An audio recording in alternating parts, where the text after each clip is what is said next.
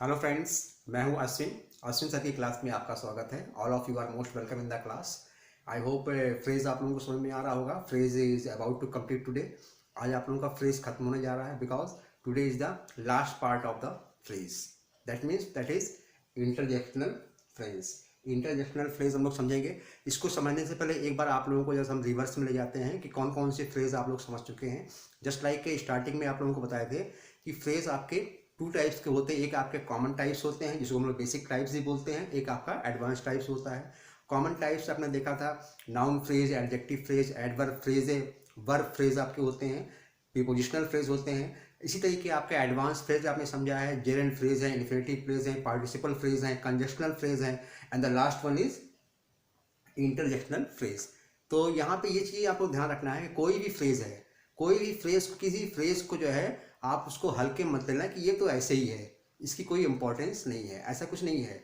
जितने भी फ्रेज आपने पढ़े हुए हैं अभी तक वो सब आपके इंपॉर्टेंट है, और जो आज आपका लास्ट वन है इंटरजेक्शनल फ्रेज है, ये भी आपका इंपॉर्टेंट है। हाँ, ये है कि इंटरजेक्शनल फ्रेज हम लोग जो है in our day to day life में ज़्यादा यूज़ नहीं करते हैं, लेकिन जब भी यूज़ करते हैं ये एक अलग पहचान बना के आता है हमारे सामने जब भी हम उसको बोलते हैं जो है। तो ट्राई टू अंडरस्टैंड कि व्हाट इज इंटरजेक्शनल फ्रेज। इंटरजेक्शनल समझने से पहले आपको समझना होगा इंटरजेक्शन को हिंदी में कहते क्या है। आई थिंक आप लोगों ने पढ़ा होगा, जब आप लोगों को सेंटेंस हम पढ़ा रहे थे तो सेंटेंस में आपने देखा होगा एक्सक्लामेटरी सेंटेंस। एक्सक्लामेटरी सेंटेंस हमने बताया था विस्मयाद, यानी कि जिसमें हमारे मन से जो है सडन फीलिंग्स निकल के आती है, चाहे वो जॉय का हो गया, सॉरो का हो गया, सरप्राइज का हो गया, वंडर का हो गया, सैडनेस का हो गया, हैप्पीनेस का हो गया, प्लीजर का हो गया। यानी कि हमारे मन के अंदर जो भी एक सडन फीलिंग्स आती है उस फीलिंग्स को हम लोग एक्सप्रेस करते हैं। तो जिस तरह से हम लोग उसको एक्सप्रेस करते हैं उसको हम लोग कहते हैं हिंदी में विस्मय, यानी विस्मय बोधक या विस्मय सूचक वाक्य होता है, विस्मय सूचक शब्द आपके होते हैं। तो यहाँ पे उसी चीज़ को ध्यान में समझना है कि जो एक्सक्लेमेटरी को हम लोग विस्मय बोधक कहते हैं, विस्मय सूचक, वही चीज़ आपका इंटरजेक्शनल में भी होता है। वही चीज़ें आपका इसमें भी है, बस चीज़ आपकी वही रहेगी, बस थोड़ा सा आपको ध्यान रखना है। You will have to get the concept of the particular phrase. इस फ्रेज का जो कॉन्सेप्ट निकल के आ रहा है वही चीज़ें आपको समझना है। हर बार आप लोगों से कहते हैं कि try to get the concept, get the transparency between the rules and the concept of the particular topic. जो भी टॉपिक आप पढ़ रहे हैं उनके बीच में ट्रांसपेरेंसी आपको समझना चाहिए। अगर आपने दोनों के बीच में टाई अप कर लिया, यानी कि उनके बीच में अगर आपने ट्रांसपेरेंसी को मेंटेन करते हुए आप समझ रहे हैं, दैट मीन्स जो चीज़ें आपको जो है एक महीने में सीखेंगे, 10 दिन में सीखेंगे, उसको आप चुटकियों में 1 घंटे में आप उसको समझ सकते हैं। बस आपको पॉइंट्स को पकड़ना है, हम क्या यहाँ पे समझा रहे हैं। आइदर यू आर ऑफलाइन या ऑनलाइन। आप लोग यहाँ ऑफलाइन में आए हुए हैं, ऑफलाइन में भी आपको बता रहे हैं, और जो ऑनलाइन है वो दोनों के लिए बता रहे हैं। Try to get the concept of the topic के कॉन्सेप्ट को आप लोग समझने की कोशिश करें। इसको एक कहानी के तरीके नहीं समझेंगे। कहानी नहीं है, कहानी आपने सुन लिया और 3 घंटे की मूवी देखने के बाद आपस में आपने डिस्कस कर लिया ऐसे ऐसे हुआ था। ये चीज़ें आपका ग्रामर है, इसको पर्सनली आपको खुद के लिए समझना होगा जो है। अगर आप खुद समझे रहेंगे तभी दूसरों को आप समझा सकते हैं। सो कम टू द पॉइंट, आज समझते हैं इंटरजेक्शनल फ्रेज। इंटरजेक्शनल फ्रेज हम लोग कैसे समझ सकते हैं। इंटरजेक्शनल फ्रेज में जैसे आपने देखा था ग्रुप ऑफ वर्ड्स तो होते ही हैं फ्रेज में। In the same way group of words that express sudden strong feelings and act as an interjectional phrase in a sentence. That means यहाँ बताया जा रहा है कि ग्रुप ऑफ जो फ्रेज आपके होते हैं इंटरजेक्शनल फ्रेज, इसमें भी आपके ग्रुप ऑफ वर्ड्स होंगे। Group of word that means 2 words के भी हो सकते हैं, 3 वर्ड्स के भी होते हैं, 4 वर्ड्स के भी हो सकते हैं, या सिंगल, कभी कभी आपके सिंगल वर्ड्स के भी आ जाते हैं। तो इस चीज़ को दिमाग में ज़्यादा कन्फ्यूजन नहीं रखना है कि ये सिंगल वर्ड में आ गया है तो कैसे इसको हम फ्रेज में काउंट करें, ऐसा कुछ नहीं है। तो यहाँ पे समझेंगे कि group of word that mean शब्दों का वह समूह जो सेंटेंस में वाक्य के अंतर्गत यह एक वाक्यांश के रूप में, एक पार्टिकुलर वाक्यांश के रूप में काम करता है, उसे हम लोग जो है, और जिसमें कि इंटरजेक्शनल फ्रेज की बात बता रहे हैं। ये जो ग्रुप ऑफ वर्ड्स होते हैं सेंटेंस में, एक सडन हमारी जो फीलिंग्स होती है, यानी कोई भी इंसिडेंट होता है, कोई भी घटना हमारे सामने घटती है, उसको देख के हमारे मन के अंदर कोई एक सडन फीलिंग्स निकल के आती है, और जो पार्टिकुलर हम अपना एक्सप्रेशन वहाँ पे बताते हैं, एक्सप्लेन करते हैं अपने आप को, वो फीलिंग्स जो होती है that is called the interjectional phrase के रूप में हमारे सामने आता है। वो आपका होता है विस्मय सूचक या विस्मय बोधक वाक्य होते हैं, या उसको वाक्यांश के रूप में या शब्द सूचक समझ सकते हैं इसको। तो यहाँ पे वही चीजें हैं। अब from the few examples it will be clear to all of you. पहला एग्जांपल है what a pleasure I own. What a pleasure यानी कितनी खुशी की बात है, कितनी खुशी की बात है कि मैं जीत गया। ऐसा होता है कुछ भी आप काम करते हैं या कुछ, चाहे आप गेम कोई खेल खेल रहे हैं, मैच खेल रहे हैं, या कोई बहुत मेहनत आपने करते हैं, मेहनत करने के बाद उस वो चीज़ें आपको हासिल हो जाती हैं, तो आपके अंदर आप क्या सडन फीलिंग्स आपके निकल जाती है, व्हाट ए प्लेजर, यानी कितनी खुशी की बात है, मैं जीत गया। तो यहाँ पे जो अंडरलाइन है what a pleasure, what a pleasure आपका क्या है, ये आपका इंटरजेक्शनल फ्रेज के रूप में आया हुआ है। नेक्स्ट आपका है oh please don't say that again. अब यहाँ पे ओ प्लीज दिया हुआ, इसको अंडरलाइन किया गया। अब यहाँ पे ओ प्लीज हम लोग इस तरह की जो है इंटरजेक्शनल फ्रेज हम लोग कब यूज़ करते हैं, इसे सपोज जो है आप लोग जो है एक ग्रुप में कई लोग बैठे हुए हैं और उसमें से कोई ऐसी बातें करता है जो सुनकर आपको वो अच्छा नहीं लगता है, या आप सभी लोगों को उस पर्टिकुलर पर्सन की बातें अच्छी नहीं लगती जो कुछ उसने अभी भी कहा है, तो उसमें आप लोग कहते हैं oh please don't say that again, यानी कि आपको बुरा लगा, उसके जो बातें तुमने अभी कही है दोबारा मत कहना जो है। तो ऐसे उसमें आप लोग ओह प्लीज़ को लोग एज ए इंटरजेक्शनल फ्रेज के रूप में यहाँ पे यूज़ कर सकते हैं। यहाँ देख रहे हैं, यहाँ पे एक खुशी की बात हो रही है, हैप्पीनेस का है, यहाँ पे आपको मन में बहुत ही दुख होता है, आप बहुत इरिटेट फील करते हैं, वहाँ पे आप इस तरीके बोलते हैं ओह प्लीज़ डोंट से दे सो दैट अगैन। तो ये आपका ओह प्लीज़ क्या हो गया, ये आपका इंटरजेक्शनल फ्रेज है। Next one, thank God I have still some money. कभी कभी ऐसी सिचुएशन भी आती है कि हम वहीं बाहर निकले हुए हैं, हमारे पास जो है पैसा नहीं, यानी कि आजकल जो है डिजिटल का समय चल रहा है और डिजिटल समय में हम सभी लोगों के पास कैश कम रहता है और ऑनलाइन हम लोग पेमेंट करते रहते हैं। और कभी कभी ऐसा सिचुएशन आ जाती है कि ऑनलाइन में भी जो है, ऑनलाइन में जब आपके अकाउंट में पैसा होगा तभी आप कोई चीज़ आप परचेज कर सकते हैं या किसी को पे कर सकते हैं। और कभी ऐसी सिचुएशन भी आ जाती है कि आपके ऑनलाइन आपके अकाउंट में भी जो है पैसा नहीं होता, बैलेंस नहीं होता, जिसकी वजह से आप पेमेंट नहीं कर पाते हैं। तब उसमें आप एकाएक आप देखते हैं, अपना पर्स देखते हैं, अपनी जेब को देखते हैं कि आपकी जेब में भी कुछ पैसे पड़े हुए हैं कि आप यहाँ पे पेमेंट कर सकते हैं। तो वहाँ पे आप बोलते हैं थैंक गॉड, यानी शुक्र है भगवान का, शुक्र है भगवान का मेरे पास कुछ पैसे हैं। तो यहाँ पे इस टाइप में आप थैंक गॉड यूज़ कर सकते हैं। थैंक गॉड इसलिए यहाँ पे अंडरलाइन किया गया है, एज ए इंटरजेक्शनल फ्रेज के रूप में यहाँ पे यूज हो रहा है। And the next one, what a pity he is no more. What a pity यानी कि कितने दुख की बात है, कितने दुख की बात है। ही इज नो मोर यानी कि ही इज नो मोर यानी कि वह अब इस दुनिया में नहीं है, इसका सेंस ये निकल के आ रहा है, he is no more. What a pity कितनी दुख की बात है, ही इज नो मोर। इसके आगे लिखने की जरूरत नहीं है, अगर आप लिखना भी चाहें तो आप इसको और इसको सेंटेंस को आप एक्सप्लेन करके आगे लिख सकते हैं, लेकिन ये उसी में आपका एज ए इंटरजेक्शनल फ्रेज के रूप में यहाँ पे काउंट होगा कि यहाँ पे एक दुख की बात हो रही है, आप दुख अपने अपने जो फीलिंग्स आपकी है उसको आप एक्सप्रेस कर रहे हैं। Thank God sorry what a pity he is no more, यानी कितनी दुख की बात है वह अब इस दुनिया में नहीं रहा। नेक्स्ट वन है वाओ नेवर नो दैट। अब कभी कभी ऐसा होता है, आप लोग जो है अपने फ्रेंड सर्कल्स में होते हैं, आप अपने ग्रुप में होते हैं, हमें कोई बातें ऐसी डिस्कस होती हैं कि सबको तो मालूम होता है, लेकिन उसमें कोई एक पर्टिकुलर आपका फ्रेंड होता है, उसको जो बातें आपने बताई हैं आप लोगों ने, उसको ये बातें नहीं मालूम, तो वो पूछता है क्या ऐसा भी होता है, तो इस पर आप कहते हैं वाओ तुम्हें ये नहीं मालूम है जो है।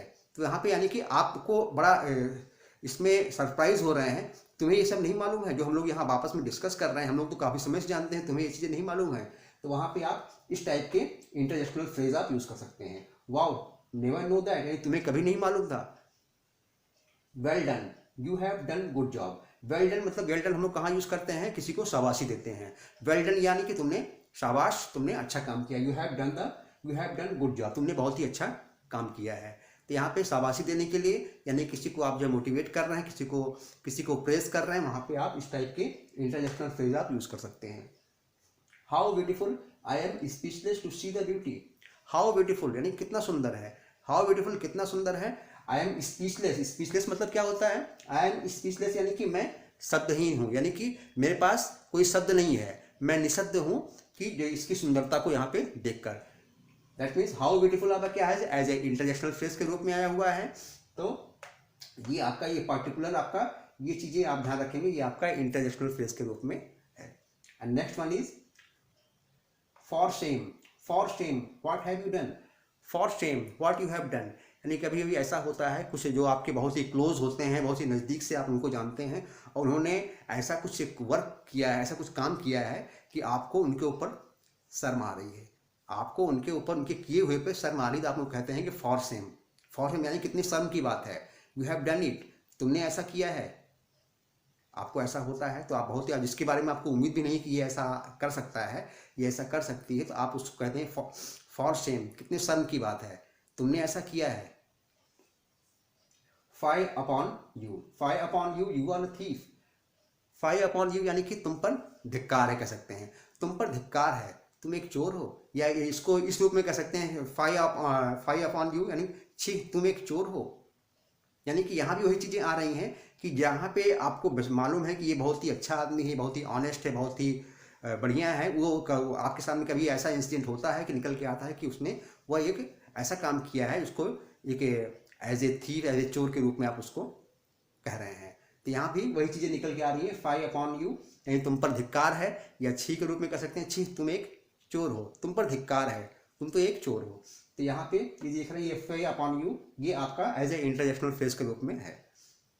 God gracious such a little boy walks, God gracious such a little boy walks, यानी कि यहाँ पे गॉड ग्रेसियस यानी कि यहाँ पे कह सकते हैं गॉड यानी गॉड ग्रेसियस यानी कि भगवान का शुक्र, भगवान का चमत्कार है, भगवान का चमत्कार है। सच ए लिटिल बेबी वॉक्स यानी कि इतना छोटा बच्चा चलता है। यानी कि जब एक छोटा सा बच्चा जैसे 6 महीने का बच्चा है या 8 महीने का, अगर 1 साल का ही बच्चा है, अगर वो जो है अपने आप जो है बिना किसी सपोर्ट के वो चल रहा है, दैट मीन्स इसमें जो है वो अपने आप नहीं चल सकता है। यहाँ पे भगवान का ही चमत्कार है, इसीलिए यहाँ पे इस टाइप के इंटरजेक्शनल फ्रेज यूज किए गए हैं। गॉड ग्रेसियस यानी कि भगवान का चमत्कार है या भगवान का शुक्र है। तो इस टाइप में इन सब चीज़ों को आप ध्यान रखेंगे एज ए इंटरजेक्शनल फ्रेज यहाँ पे कैसे यूज हो रहा है। एक चीज़ें आप लोग ध्यान रखेंगे कि जो इंटरजेक्शनल होते हैं, इसमें जो आपका ये मार्क ऑफ एक्सक्लामेशन है, ये तो मस्ट होता है। आप लोगों को जब हम सेंटेंस आपको पढ़ाए थे, आपने देखा होगा, अगर आपको नहीं याद आप उसके वीडियो को दोबारा आप उसको रिवर्स करके आप देख सकते हैं। उसमें एक था एक्सक्लेमेटरी सेंटेंस या ऑपरेटिव सेंटेंस, उसमें आप देख रहे थे मार्क ऑफ एक्सक्लेमेशन मस्ट होता है, बिना उसके वो सेंटेंस फॉर्म नहीं हो सकता है। वही चीज़ें आपका इसमें भी है। यहाँ आप देख रहे हैं मार्क ऑफ एक्सक्लेमेशन मस्ट होता है, इसमें आना जरूरी होता है, ये आता ही आता है। एंड वन थिंग मोर, ये जो है सेंटेंस में कहीं भी आ सकता है। होता आपका मार्क ऑफ एक्सक्लेमेशन आपका स्टार्टिंग में ही आ जाए, जो है 1 वर्ड के बाद ही आ सकता है, 2 वर्ड्स के बाद आ जाए, या हो सकता है स्टार्टिंग में ना आए, आपका लास्ट में आए, दोनों चीज़ें हो सकती हैं। इसलिए इसमें जरा सा इधर देयर इज नो नी हार्ड एंड फास्ट रूल, ये कहाँ पे आएगा जो है। उससे मोस्टली होता क्या है, ये सब चीज़ें जो है लास्ट में आती हैं, लेकिन इसके लिए ये में सोचना है ये बीच में आ गया है तो कैसे क्या करें। जो है ये लास्ट में भी आता है, बीच में भी आता है और स्टार्टिंग में भी आता है, यानी कि 1 या 2 वर्ड्स के बाद भी आपका आ जाता है। इसलिए ये चीज़ें ध्यान रखेंगे। मार्क ऑफ एक्सक्लेमेशन आता है, लेकिन इसका प्लेस जो है डिफाइन नहीं है, कहीं कहाँ पे आएगा यह पर्टिकुलर। बाकी ये सब चीज़ें हैं, जो चीज़ें यहाँ पे लिखी गई हैं, ये चीज़ें जो है सेंटेंस में, बाकी सब कुछ आपका चेंज होगा जो है, लेकिन ये चीज़ें आपकी चेंज नहीं होती जो हमने अंडरलाइन कर रखा है। What a pleasure, oh please, thank God, what a pity, ये सब जो आपके अंडरलाइन वर्ड्स हैं जो कि इंटरजेक्शनल फ्रेज के रूप में काम कर रहे हैं, ये कभी भी चेंज नहीं होते सेंटेंस में, ये एज इट इज इसको लिखा जाता है, इसमें आप कोई चेंजिंग नहीं कर सकते हैं। ये है हाँ, जो इसके बाद जो यहाँ पे और लिखा गया है, यहाँ पे ऐसे आई ओन है, यहाँ पे आपने लिख दिया जो है राहुल ओन, सी ओन या सी विंस, कुछ भी यहाँ पे आप लिख सकते हैं सेंटेंस को, इसको आप चेंज कर सकते हैं। लेकिन ये जो आपका पर्टिकुलर जो फ्रेज है, इंटरजेक्शनल फ्रेज है, इसको हम चेंज नहीं कर सकते हैं। ये इसकी डिमांड है, ये इसका कॉन्सेप्ट है। यही चीज़ें हैं जो कि आपको कॉन्सेप्ट को समझ लेना है कि इस चीज़ को अगर आपने समझ लिया तो आपसे कोई गलती नहीं होगी।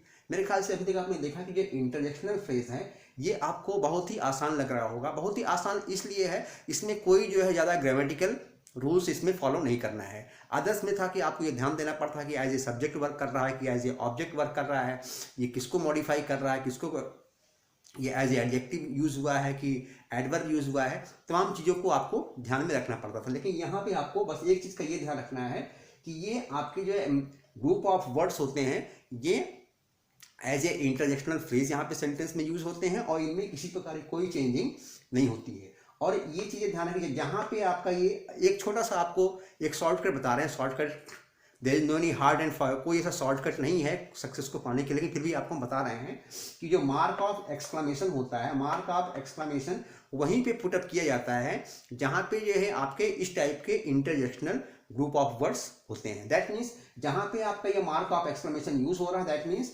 इसके आपकी जो लेफ्ट साइड है, ये पूरा का पूरा आपका मार्क ऑफ एक्सक्लेमेशन के लेफ्ट साइड में पूरा का पूरा आपका इंटरजेक्शनल है। दैट मीन वो इंटरजेक्शनल फ्रेज का वर्क यहाँ पे कर रहा है। ये चीज़ें आपको शॉर्ट समझने के लिए हैं, ज़्यादा डीपली आप जानेंगे, डीपली जाने के लिए फिर तो आपको ये ध्यान रखना पड़ेगा कि सेंटेंस में ये सब चीज़ें भी आती हैं, कहीं आपको ये ध्यान ना हो कि आखिर इंटरजेक्शनल फ्रेज होता क्या है। तो इतना आप ध्यान रखिए, इंटरजेक्शनल फ्रेज में मार्क ऑफ एक्सक्लेमेशन यूज किया जाता है because it is related to exclamation.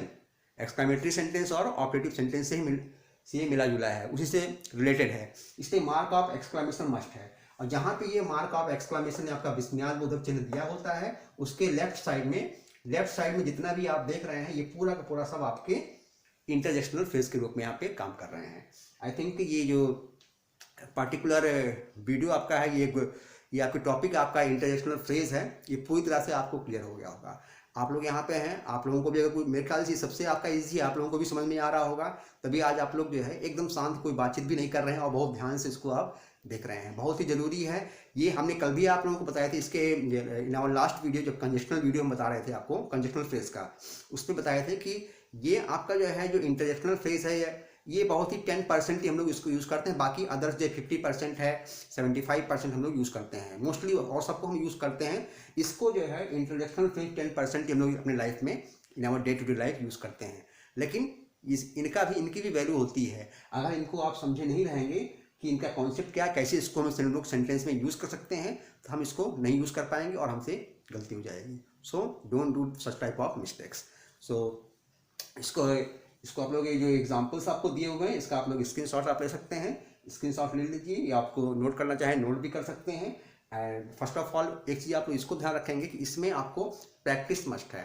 Practice अगर नहीं करेंगे तो कुछ भी आपको हासिल नहीं हो सकता है। तो do more and more practice to get the more perfection. ज़्यादा अगर हमें पूरी तरह से अपने आप को परफेक्ट रखना है इसमें, तो हमें प्रैक्टिस करनी पड़ती है। जो ऑनलाइन है या आप लोग यहाँ ऑफलाइन के बाद घर पे भी आते हैं, कोई चीज़ समझ में नहीं आती है तो इसको वीडियो को भी आप लोग देखा कीजिए।